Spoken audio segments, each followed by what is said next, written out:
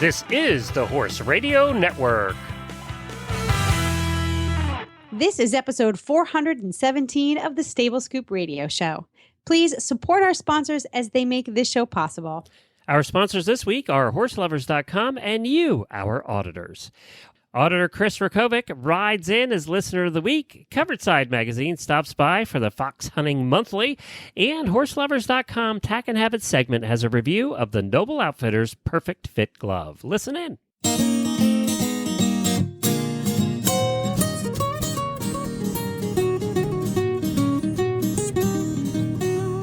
Welcome to the Stable Scoop, with weekly shows delivered right to you. With Helena and Glenn the Geek, live from the stable, it's every week. They'll bring you the news through hail or high water, while using their tails as their own fly swatters. So sit on down and laugh till you poop, cause it's time again for Stable Scoop. Stable Scoop. Stable Scoop. Stable Scoop. This is Glenn the Geek. And this is Helena B. And you're listening to the Stable Scoop Radio Show on the Horse Radio Network. Well, howdy, everybody. Helena, we missed you at Ada. I was riding my pony. You were home playing and not working. Oh, no. I know. This was the first year that I haven't made it to this most amazing Ada. You always end up coming into winter when it's snowing and you're driving in a blizzard. No, I refuse to do those anymore. So I've been making a point to go to the August Ada shows. But I had too many other things going on, like other work stuff. And I just couldn't make it this year. And I was so bummed out, too, because you posted something about the early morning. You posted a video about the early morning stroll among all the booths and stuff. And that's my favorite thing to do, is just browse peacefully in the quiet and chat a little bit with the vendors. Well, and you know, when I went through, it was before anybody was really there, except the horse girls were there.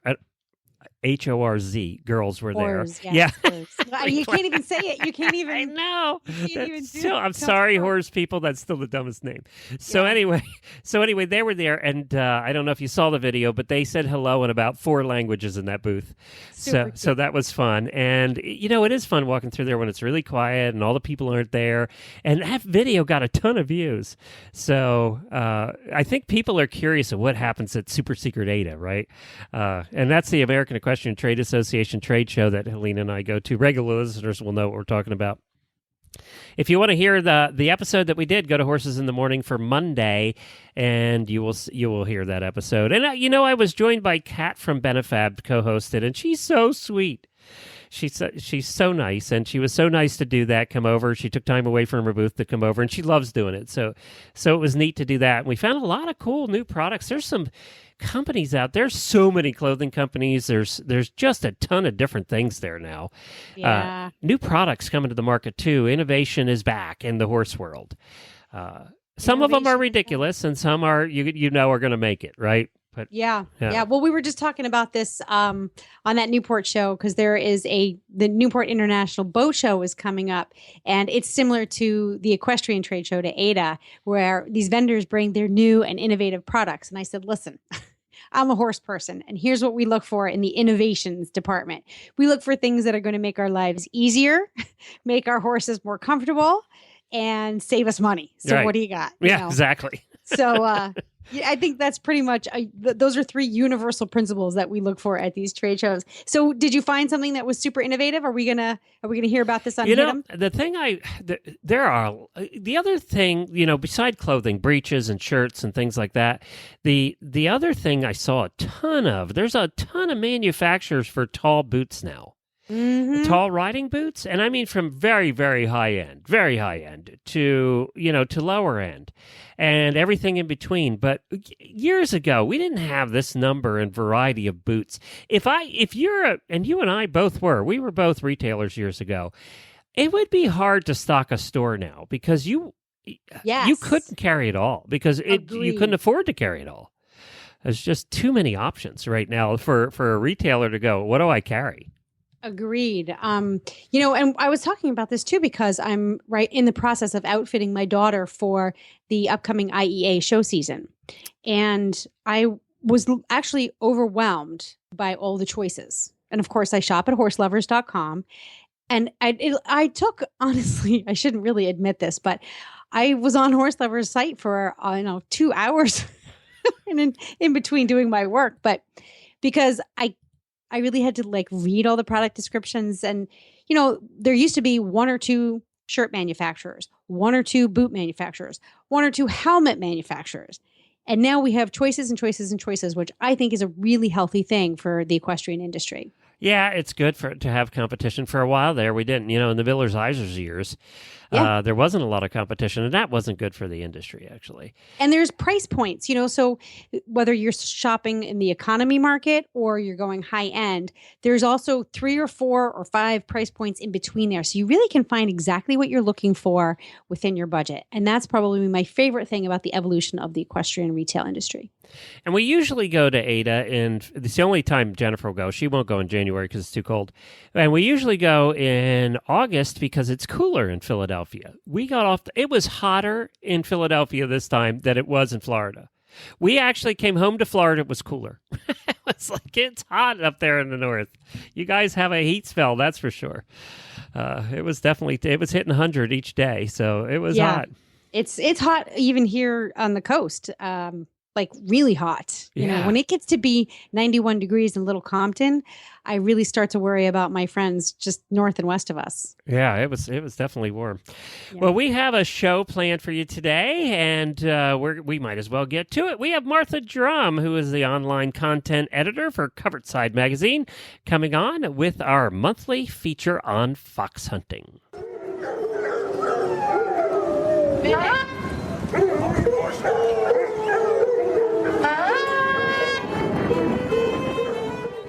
Hi, Martha. Welcome to the show. Thank you so much for having me. I'm delighted to be on. Well, I saw some of your friends from Covertside magazine yesterday. They actually were on our morning show from the American Equestrian Trade Association. They blew the horn to start the show. So they officially began our Horses in the Morning show yesterday, and they did good. We like to call ourselves the Cover Girls, the Covertside team of stunning ladies. Well, they can blow a horn, too. So not only they look good, they can blow a horn. It was fun. I actually blew the thing, and that got it to make sound. I didn't sound like them, but it was a sound. So Journey of 1,000 miles. I was proud. Did any hounds come? No, we were looking for the hounds after they blew the horn, but I didn't see any at all. Then you're just not that good. No, there were no barking, nothing. No. Sometimes the horn is telling the hounds, go on and go look in here, go look in here. So they might have been hearing it and just telling them to go on and follow that fox over around the corner. So, well, I can tell you what did happen is, you know how big that hall is, Selena? It's pretty big. Yep. There's like 300 vendors. There was somebody in the far corner. Weatherbeater was all over in the far corner. They heard the horn. So it's loud. Oh, man. It's loud. Well, now, tell us a little bit about yourself, Martha. You hunt actively? Yes, I do, and I'm somewhat of a newcomer to fox hunting, and absolutely a convert, a very enthusiastic person trying to preach the gospel to other horsey people who haven't come out fox hunting yet. So I grew up riding, but I did not actually get the opportunity to go out in the hunt field until about 15 years ago. And I had a great horse I had evented, and a friend of mine invited me out with the Norfolk hunt. And I was very definitely completely hooked. And since that time have moved down to Virginia for family reasons. That was the reason I said, but also gives one many more opportunities to fox hunt. So down here, I've joined 2 fantastic and really fun and somewhat different clubs, Farmington Hunt Club and Keswick Hunt Club. And in, I think, a little bit of work I've been doing, perhaps more so for Farmington, to publicize all the good stuff that club does, and a little bit also for Keswick.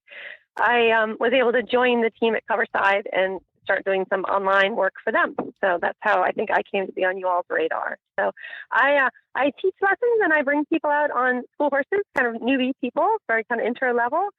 And so I am able to eke out a living doing something that I love in a very beautiful place. So I've got a pretty good deal. Tell us about the hunt a little bit. What, where, and where is it, and what kind of terrain, that kind of thing.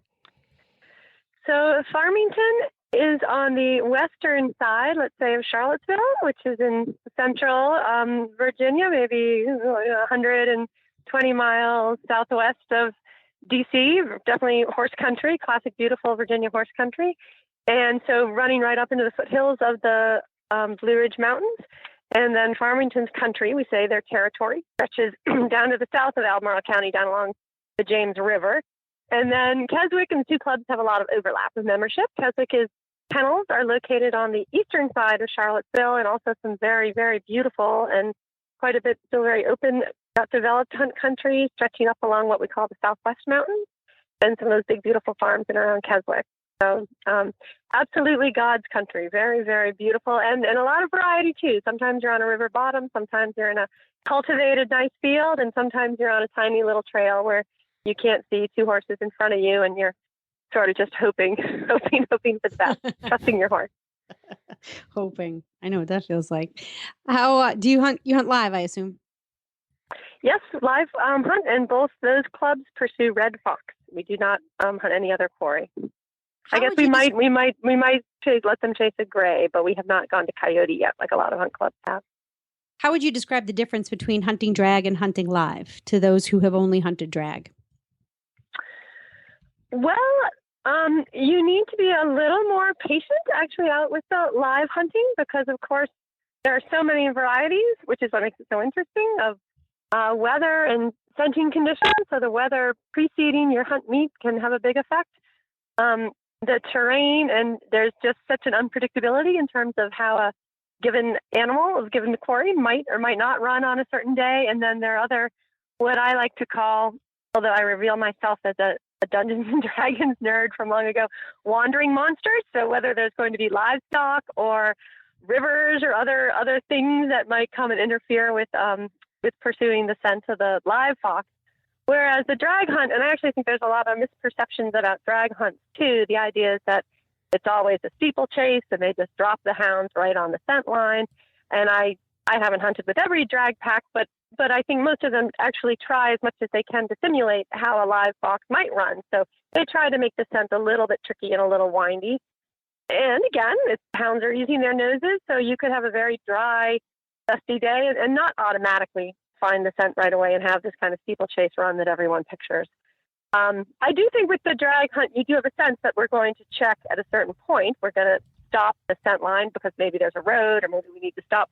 So if something's going wrong, you know you have a moment here. You're going to be able to catch up and get reorganized or step off and readjust your saddle.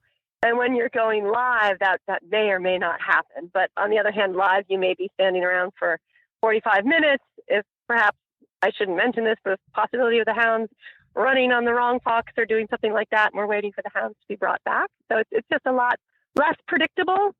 Although, drag hunting is still a bunch of people galloping around through the woods on horses with a pack of hounds. So it's not like that's 100% predictable either.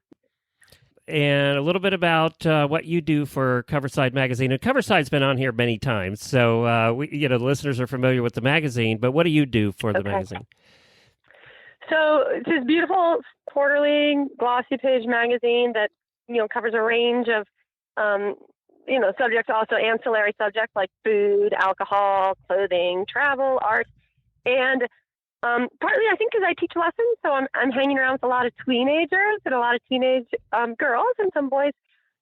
I think it's been really exciting for me to, for example, we set up an Instagram account for Coverside. We're getting much more active on the Facebook page. I think the people who have liked or following the page is up almost 50%. I think it's up well over 33% from last October, and getting a little more interactive on the page too, which is great. And we also have a Twitter feed that I'm pretty well only using that when there's a big event going on, like the Virginia Foxhound Show, or I'm going to talk in a minute, if you'll let me, later about in October we have the Junior North American Field Hunter Championship. So I'm sort of enjoying finding all these different platforms for sharing this sport that I just love so much, and there's so much to talk about. I could, this could completely be a full-time job for a bunch of people, because whether you're talking about kids coming out or again, the countryside we hunt through, or the efforts people are making to conserve that, or a specific hound or hound breeding, or why is this breed preferred by that breed, and what are the backgrounds of some of the huntsmen, and just all the different personalities in the sport. I'm learning so much, and I'm getting to tell people about all these really interesting people. So it's really been a lot of fun, and it kind of gives me an excuse to pull my phone out and be on Facebook or be on Instagram, and people look at me like I'm crazy because I'm 47, but I'm like, oh no, it's for work, it's okay. So to wrap up here, because we only have a couple minutes left, tell me a little bit about the kids thing coming up, and where can people find it? Right, so that's the Junior North American Field Hunter Championship, and there are a series of hunt meets at which kids under age 18 can ride, and there are judges watching them in the hunt field, and they'll tap them and say you've been selected to go to the finals, which are going to be held October 23rd in Kentucky. So if they're interested in that, they have their own website, which is www, and then the letters, JRNAFHC.org. And they can find a whole schedule there for what meets they could attend to be selected to go to the finals. And also, we have a story about it on our website right now, and our website is www.ecoverside.net. And remember, the letter T is hidden in Coverside, so it looks like covert side, ecoverside.net. Well, before we get to our listener of the week, I wanted to mention horselovers.com. I saw the guys from Horse Lovers and the ladies over the weekend. They were out shopping for new stuff to put on the site. And Horse Lovers does have one of the largest selections of horse products available today. And I have to thank them because they're such big advocates, and they're out there promoting Horse Radio Network at the show to other vendors and manufacturers. And every time I'd go in a booth, they say, well, Horse Lovers were just here and they were talking about you. And apparently it was good, so that's good. Yeah. It's so much better when they talk smack about us.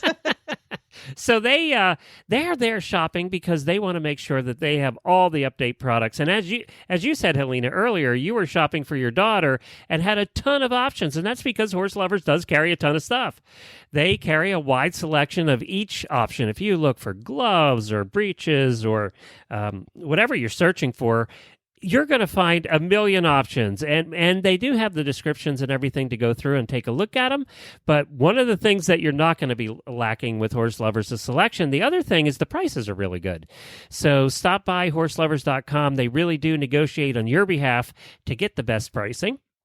And if you use the coupon code HRN in the coupon code field, you'll get $5 off your next order over $49. That's coupon code HRN, and I think that is good until the end of August. So we hope that you stop by next time you're shopping, like Helena was.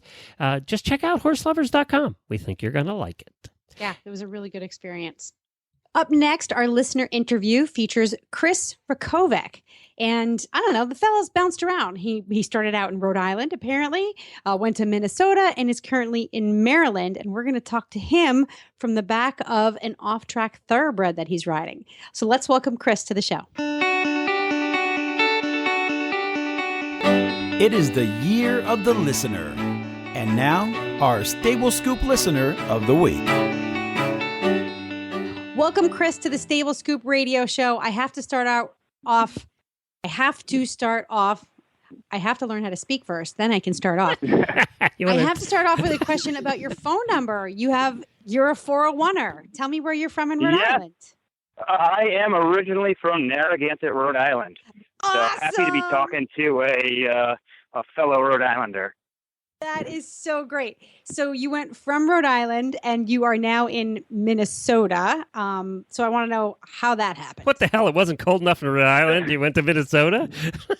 Actually, I've escaped Minnesota for now. I'm in Maryland as we speak. After Rhode Island, moved around a bit for work, and right now I'm getting my MBA in upstate New York because Rhode Island wasn't cold enough at Cornell.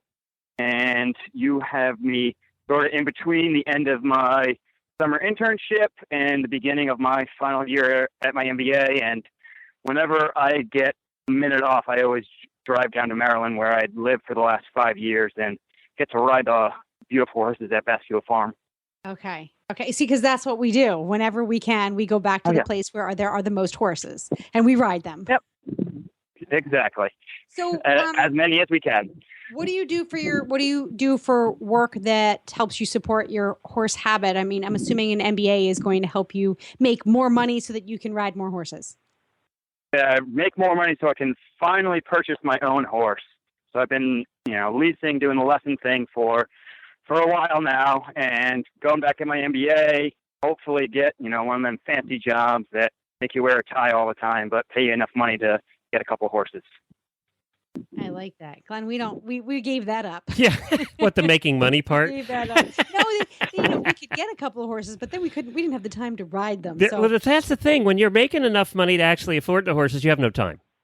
Oh yeah, no, that's there's certain career paths where people are like, "Oh, you would be perfect for that." I was like, "Yeah, but then I can't ride horses. I'm not going to do that." And let's just mention that you're riding one right now. We love that. Yeah, we need a sound effect for that, Helena, when somebody's riding when we're talking to them. I know. Well, you'll find a bumper that has that. Like a galloping horse and then a scream. Is that the bumper? How about ambulance sirens? Sirens. That's great. Shaw might give you if we wander too far away from his buddy, Shaw might give you that the bumper for you. Oh yeah. We like when they whinny. Tell us about the horse you're on right now. Tell us about it. What's going on? What's happening?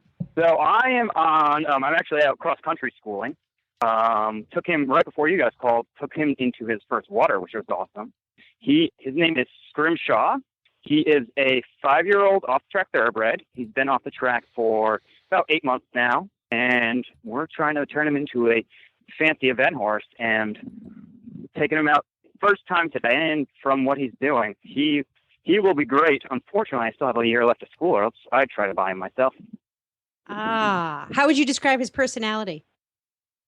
He is very green, but has such a go button. He just doesn't know what he's doing, but he doesn't have sort of stop in him. He just has kind of, I don't know exactly what you're asking me to do. And then once he figures it out, he'll jump anything. I mean, this is the second time I've been on him. He'll jump anything. He's very sweet. Out in the field, he's a little bit of a rascal. He likes to play with the other horses and sometimes comes in with the marks of his fun times out at night. Very much a 5-year-old. Oh, yeah. Yeah. Well, I happen to, not that I know a heck of a lot about retraining off-track thoroughbreds, but here's my armchair theory, is that they really, other than doing their job at the track, they don't have to think a whole heck of a lot. There are not a lot of questions that they have to figure out. They just have to be game with a go button that works. And then you get them out into another career, and you do have to work very much with that that emotional and intellectual immaturity in them, which is fine. That's right. That's our job as trainers.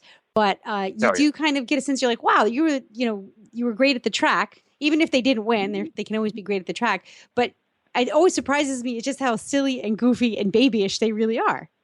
Yes, exactly. And fun. But he'll figure it out. Oh, so much fun. So much fun. They tried to put me on an easy horse. I was like, oh, no. Let's take that thoroughbred out. So, yeah, he'll do really well once give him a couple more months, and I'm sure he'll be a beginner novice in no time. Awesome. Okay, now I have the important male questions because we don't have many. It's fun to finally talk to a guy doing these listener interviews here. So you are you married? Did you drag a woman into the horse world? No. I don't know if it's the horses or my dog, but I seem to be too enthralled with animals to keep a lady around for too long. That's right. They only screw up your life and your career anyway. So stay the way you are. And besides, then you wouldn't have all the money you have more money to devote to the horses this way. Yeah, unless I find one of them, nice ones that want to buy me a horse. Then there you go. All for that. Yeah, keep doing what you're doing. You will attract you will attract somebody who wants to roll around in the dirt with your horses and your dogs and all your animals. I was wondering where you were going with that when you started with the roll around. I thought this was a family show. Yeah. Oh, that can change in an instant. Just ask Glenn about the naked dining episode. Yeah, right. No, seriously, when you spend enough time around animals and loving them, eventually someone who loves them and appreciates them just as much as you do and appreciates the way you love them, then that's when your little sparks fly and the magic happens. But just keep doing what you're doing. You're rolling in the right direction. Yeah, I'm more concerned with my next horse partnership before my next human partnership. Don't tell my mom that, though. She'll get upset. All right. We'll cover for you, dude. We totally have your back. You just, whatever. Now, is your mom still, is your family in Rhode Island? Yeah, so my parents are still in Rhode Island, and then I have a couple of siblings, mostly in sort of that New England area. Okay, great. So do you come back very often, or you're kind of a pretty busy guy? I am. I keep pretty busy. I come back, holidays and the like.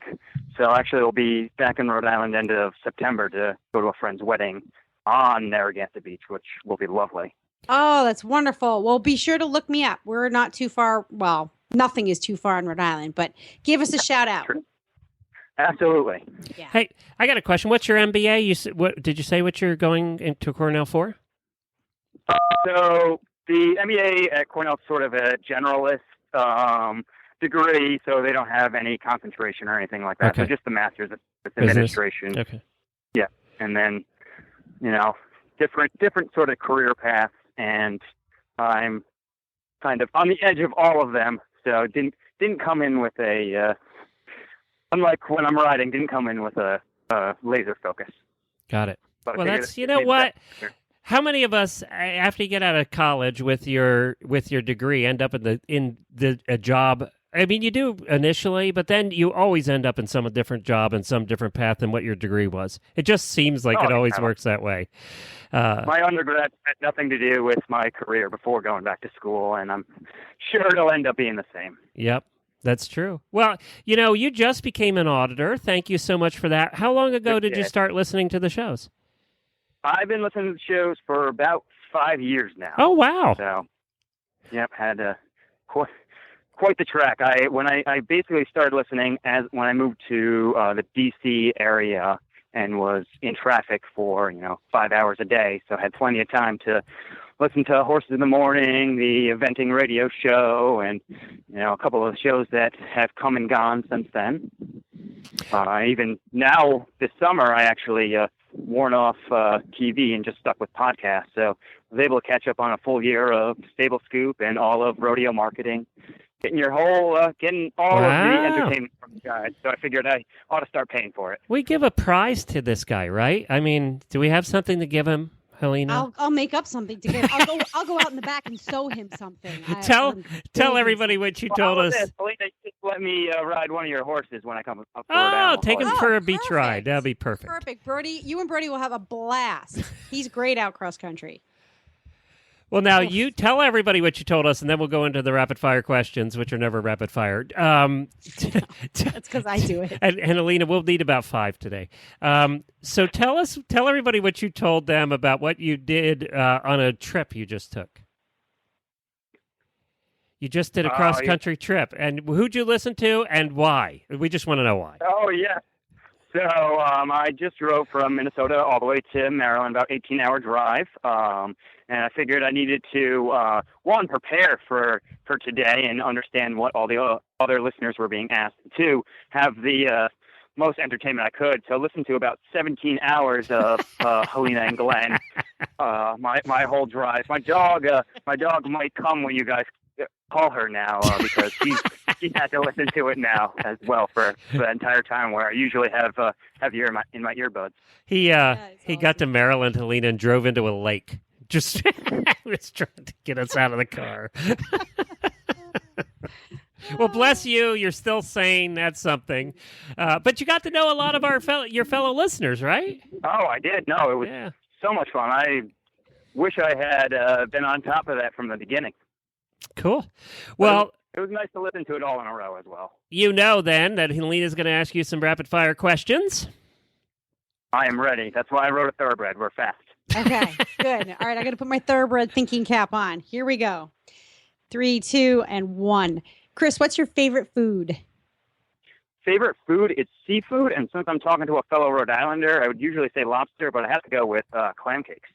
Ooh, clam cakes. I totally thought you were going to go for oysters. We got some really good local oysters. Oh, you do. Yeah, that's true. The Quahawks, fantastic.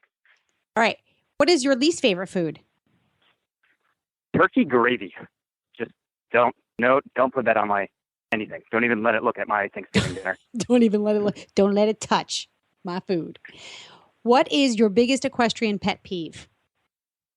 Biggest equestrian pet peeve. So a lot of people have sort of given you equestrian as the riders. I'm going to give you an equine just because this has happened to me the last 3 times. When you go, I've ridden a horse. When you go to pick out those back feet, they either give you the nice little toot or like to try to poop right on your face. They know what they're doing. They know what they're doing. They totally know They they're doing do. it. They do. And my heart races every time when that tail lifts because you just don't know what's coming out. Exactly. All right. That's a peeve. That's legit. Do you have a favorite professional or celebrity equestrian? I absolutely do. It's only partially because I've actually gotten to train with her. She's an up-and-coming eventer named Lillian Hurd, and she's been Rolex 3 times. She, rides all over. She's actually out to go over to Ireland, I believe. But she's just, one of the sweetest people and so great with the horses that it's kind of tough, even though we're the same age. It's tough not to idolize her. Good for you. I love that. Gosh, and there's so much energy and enthusiasm in your voice for her. I can't help but now I got to go look her up and go ride with her. Yep. Lillian J. Hurd, look her up. She'll Lillian J. Hurd eventing. It's, she has some beautiful horses too. Just look up her Facebook or Instagram and you'll see some of them beautiful horses that actually get to pet every once in a while. All right. So what career, let's forget about the MBA and let's forget about a career with horses. If you had to choose, what profession would you choose? What profession I'd like to do other than sort of a business profession or something with horses would be sort of a history professor. I figure, I really like history, and I think that, once you get on that tenure track, you probably have time to ride as many horses as you want. That's true. Well, we'll have to have you back for our horses in history segment. We have another one of those coming up soon, Glenn, I think. So Yep. Oh, can't wait. that would be fun. Yeah.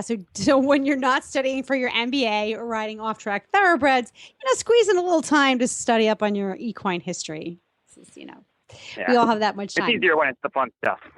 It's true. It if you need a reason to procrastinate, let's put it that way, which we all do. Yeah. Look up horses in history. Okay. If you won $1 million, where might you go on vacation? First place I'd have to go is Ireland.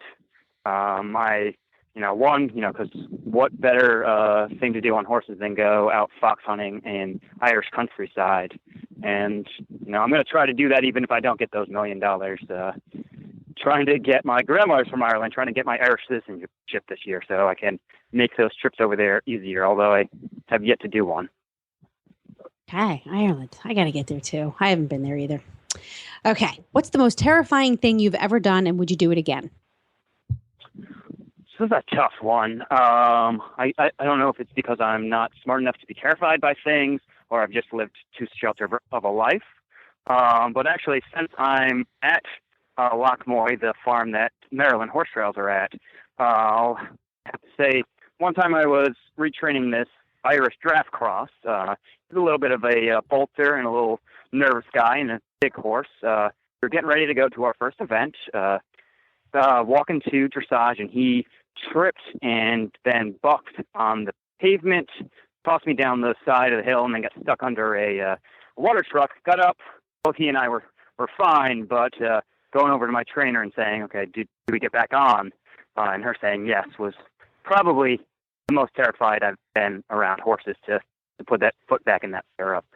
But we did get back on, and we ended up coming in fourth, even though this beautiful gray horse that I spent 4 hours cleaning was mud black by the end of it. But that is definitely probably the most terrifying experience I can at least think of right now. And would I do it again? In a heartbeat. Yeah, you are right now. Yeah, I am. I am actually. Yeah, you're right. Well, that's all we right. have time for. Thanks, Chris, for joining us. Thank We you, really guys. appreciate it. And you'll get to hear next time you listen to our show on your next trip, you'll hear yourself. Oh, perfect. Can't wait. Oh, I'm not sure if I'll fast forward through my parts or not.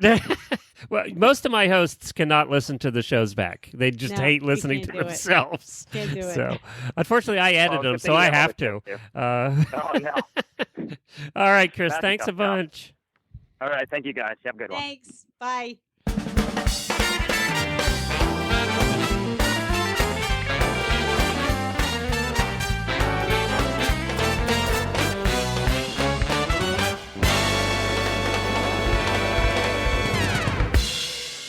Well, our horselovers.com product review of the week done by our listeners.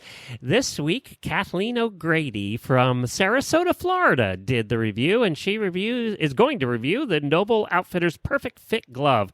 Hey, Kathleen. Hey, how are you guys? Good. Now, this Noble Outfitters glove I saw last year at Ada, I think, for the first time. So I'm excited to hear what you think of it. This is a full glove. In other words, it has fingers. Sometimes some of their gloves do not. But this is a full glove. So tell us a little bit about the glove and what you thought. Well, it arrived in beautiful condition. It is a really pretty color of fuchsia and has a black palm. The fabric is very, very lightweight, and it's great here in Florida. You don't feel like you're wearing something heavy on your hands at all. It doesn't bunch up between your fingers. There's a lot of extra padding right where you're going to need it around the reins. The fingers actually are set up so you can use your cell phone with them on, so you don't have to feel like you have to take it off in order to answer a call. And it works very well on all fingers, and with my iPhone, it worked perfectly. Oh, wow. That's cool. And I like that they're light. That was one of the first things that you mentioned. They were light enough to wear in the warm. Because my hands get so sweaty, and a thick glove is so distracting. So these were light enough to not be distracting or hot. Yes, you can actually almost see your skin through it. It's that kind of wave looking, or like a mesh looking, but not too meshy. So it's very lightweight, but yet it holds a nice color to it. And they have really pretty patterns and all. Do these have the Velcro wrist? Yes. Yeah. Okay. Well, and they hold on tight. Those. Yeah, I like those because otherwise sometimes they tend to want to come off. Yeah. Yes. Yeah, I do like those. And you said it has the palm, so they have the extra layers on the palm, so you don't get blisters. Right. Yeah. Very good. And now these are available in a bunch of colors too. You got the fuchsia ones, and they come in a bunch of different colors at horselovers.com. And I'm looking at the price here. These are like $19, so they're very affordable.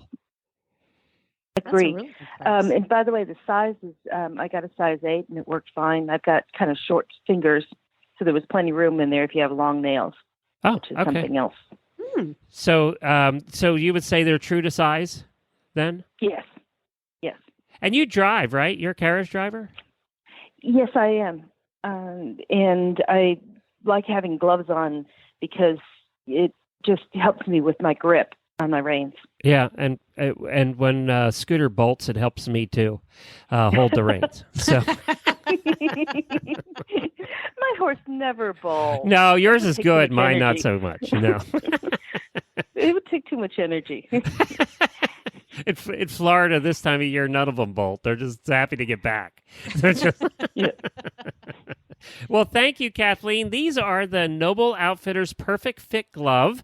They are machine washable, so you don't have to worry about that. They have the double layer grip in between the fingers, too, where you need them the most, and they have the Velcro closure on the wrist. So, and they're breathable, apparently. That was the thing I really wanted to see, so I can get a pair now for here in Florida.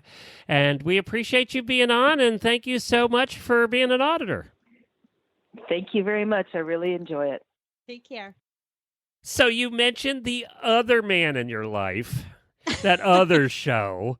I have 2 other men in my life. That's besides true. You are Brody a 3-timer. I'm a 3-timer. Yeah, Brody and Buck. That Newport show, which happens to include that other guy, Buck. So tell us about that Newport show. You said you were just doing one. Are you going to go to the boat convention? Well, this was part of the reason why I couldn't go to Ada this time around. Because you were going to play with the boat people? I'm going to play with the boat people. Here's what I learned. boat people and horse people have a lot in common. Yeah, they both spend a freaking lot of money on their hobbies. No, yes, and we're both very passionate about what we do, and that boating and horses are a lifestyle. It's not just something that you do, but from keeping a boat, whether you keep it at home or you dock it at a marina or you moor it, do you trailer it? Do you leave it where it is? It's really amazing. Boats are a lot like horses to their owners, and the way we treat them, and in fact, the way we care about them, the way we nurture them so that they can perform their best. Now, obviously, boats don't have brains. They don't have thoughts and feelings, but I can promise you that the ocean does. It's as unpredictable as a 5-year-old thoroughbred. But it's really cool because we can talk to boat people and understand in principle the things that we're talking about. And so one of the things that they have at the boat show we're going to be covering is sort of try before you buy. And we're you get to take the boat out? Yes. Oh. They have a program called At the Helm. So they have certified captains, sea captains, who can take you out on the different kinds of boats. And they do a little bit of teaching and you do a little bit of trying. You can see whether or not this. Now, they don't check your bank account first, do they? Because we're all going to be in trouble if they do that. Well, the thing is just like horses, there are boats for different budgets. Oh, okay. Right. Yep. So this isn't just yachts. No, this is from the tiniest little dinghy up to, your average everyday sailboat all the way up to, yes. So with what we pay you, you're going to be taking a rowboat out, is what you're saying. Honey, I'm going to be on a paddleboard. You're going to be sitting down. You're going to be on one of those stand-up boards. Yeah, I'll be on a piece of flotsam, on some wood, an old pier. A piece of old foam that they packed one of the boats in. Well, hey, the fact that I have my horse is an easy keeper, that's what's paying for my gas to get over there. That's so cool though, because some of those boats are unfreaking believable. You know what? I swear, I really do have a great life. I work very hard to have my horses at home, but I can get on Brody. We'll hack around, we'll do some schooling rides, and then I get to learn all about this entirely new world of boats. So it's really cool. I get to enjoy my horses, but learn about something new. So that Newport show has really been a fun adventure. And have you gotten in the back of any of the big homes, the stately mansions? Have you gotten to see all the non-fixed up parts? Do you get the secret tour? The secret tour of the mansions? You mean of the mansions and stuff? The part that's not open to the public. We have had a sneak peek. That wasn't because we were able to get in as press. We just received press credentials. So I think that we'll be able to get more sneak peeks like that. But one of the mansions, Rosecliff, is actually undergoing some renovations. Uh-huh. So we got to see a little bit about what that looks like. Oh, Jennifer would love that stuff. Yeah. Her and her HGTV. She would be there. She'd be asking 1,000 questions. Well, Jennifer needs to hop on a plane and come back up here and hang out with us for a week. Does she like boats? I can't remember if Jen likes boats or We've not. been out on a lot of boats. Okay. It's take it or leave it. Yeah. I don't think she'd want to drive a boat. She'd rather have somebody that knows what they're doing drive the boat. That's how I am. I'll drive my horse, but I don't need to drive a boat. I'm happy to be a passenger. We liked the cruises we were on, and then we've been deep sea fishing a number of times. Yeah. Some successfully and some not so successfully. But, you can appreciate, for those who like the rhythm of riding, that feel, the forward movement, the wind, the rolling rhythmical movement. I think boats will also be pleasurable for them because it's very much the same physical sensation. We were out 2 days before Hurricane Hugo hit North Carolina coast. We were in Myrtle Beach, and we went deep sea fishing like idiots 2 days before. And there were about 5-6 people on the boat, other than my brother and his wife and Jennifer and I. And the waves were clocking in at about 8 feet on this little boat. And he decided to go out anyway. And we thought it was a riot. We were standing up in the front, holding on to the railing until we hit one of those double swells. Oh, yeah. And then our feet came up off the thing. And then a little captain came on the thing. Everybody, please go to the back of the boat. And we were like running to the back of the boat because we had almost gone in the drink and we'd have been dead. We actually fished that way and caught so many fish. I don't know if they were stirred up because of the storm or what, but caught a ton of fish that day. It was just the best fishing ever that day. See, well, these are the kinds of things that we're going to learn at the boat show. You get these little inside tips on, like, when the seas are big, then the fish are swimming. I don't know. Yeah, but I'll tell you what, there were a lot of sick people. We were pretty good, but there were a lot of sick people because you're fishing and you're going up and down and up and down. Well, I actually had to go out and buy myself a pair of sea bands. When we went out on a schooner recently. That's the one where you turn green and blue? No, that was on a racing sailboat down in Antigua. Ah, okay. You want to talk about some big seas? Narragansett Bay is beautiful, and our listener of the week, I bet Chris can attest to this. Narragansett Bay is very different than the open Atlantic down in the Caribbean. That was kind of rough. The schooner. That was a completely different experience, although I did put on some sea bands just to be on the safe side. We'll have to do a product review of those. That's like Dramamine you just wear them? You wear them. They're acupressure. Oh. So they're and just they work? little. I believe they did. I don't know if it's because. Did you throw up over the side? No, I didn't feel the least bit. And I didn't have. I've never been seasick before in my life, and I've been out on the open ocean. I've been as far out as 10 miles out to sea without land in sight. So on a tiny little lobster boat, like I've never been seasick before. So it was really a surprise for me to have gotten seasick that went down in Antigua. So I'm like, I really like this sailing and boating thing. I don't want to get seasick again. So I got some sea bands and thought, well, I'm just going to cut this stuff off at the pass. So I don't know if they helped. Or it was psychological. Well, that's enough about boats. ThatNewportShow.com. That NewportShow.com. We talk not just about boats and just about Newport. We actually talk about a lot of really cool town and country lifestyle social things. So give us a listen. But if you want details about today's Stable Scoop, you can go to stablescoop.com. And you can also get the Horse Radio Network app. And you can get it for your iOS or your Android phone. Just search for Horse Radio Network in the App Store. It's free and super easy to use. Be sure to log in next week for another episode of Stable Scoop where we meet more listeners. We're having so much fun doing that this year.